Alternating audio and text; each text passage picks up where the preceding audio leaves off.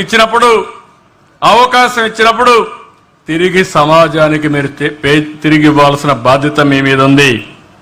ఈరోజు ఇంకొక చరిత్ర కూడా, ఈరోజు జగ్జీవన్ రామ్ గారి యొక్క జయంతి.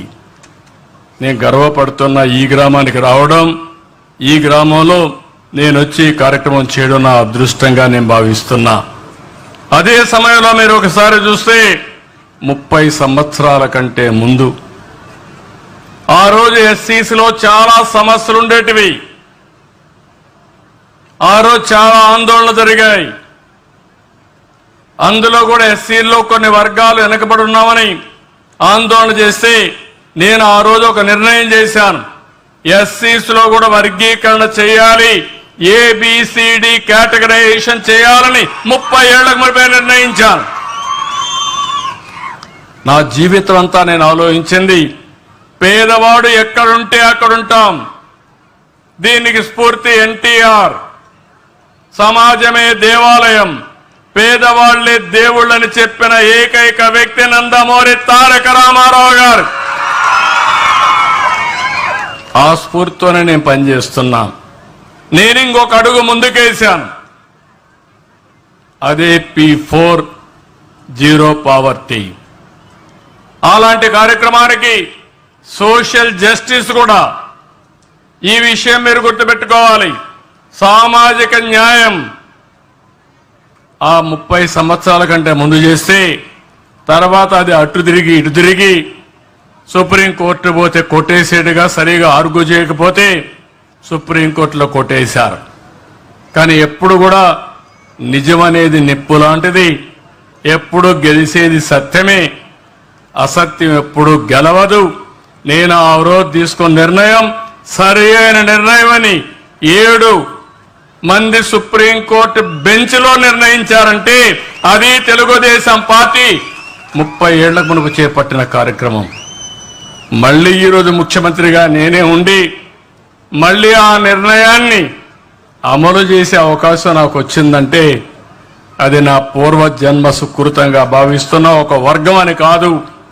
ఎస్సీల్లో కానీ, బీసీల్లో కానీ, ఎస్టీల్లో కానీ, అగ్రవర్ణాల్లో కానీ పేదరిక నిర్మూలన, అన్ని విధాలుగా ఆర్థిక, రాజకీయ, సామాజిక ఎక్కడికక్కడ సోషల్ రీఇంజనీరింగ్ చేసి ముందుకు పోతామని చెప్పి కూడా నేను మీకు తెలియజేస్తున్నా.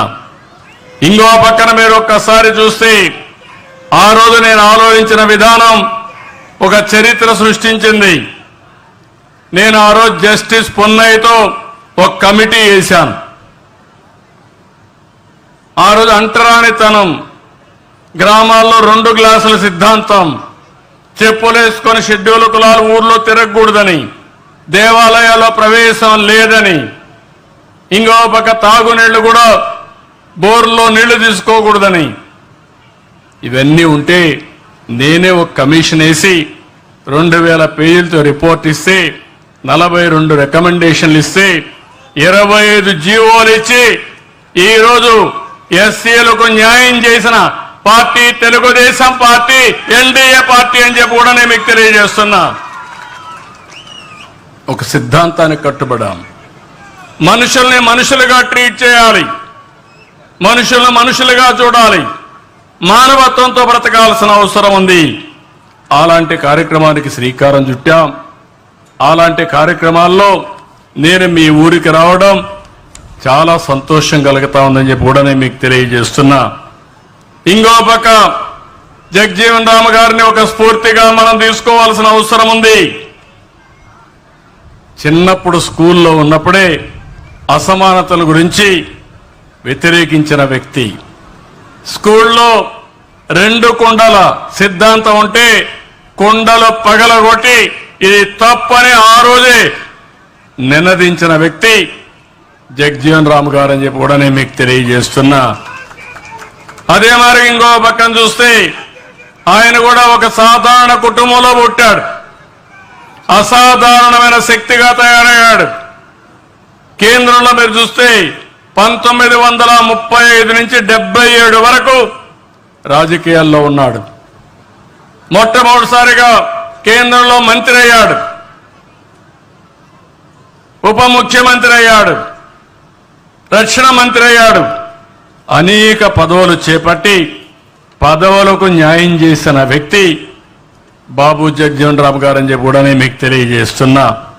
30 ఏళ్లు కేంద్రంలో మంత్రిగా ఉన్నాడు. దగ్గర 40 సంవత్సరాలు 36 నుంచి 86 వరకు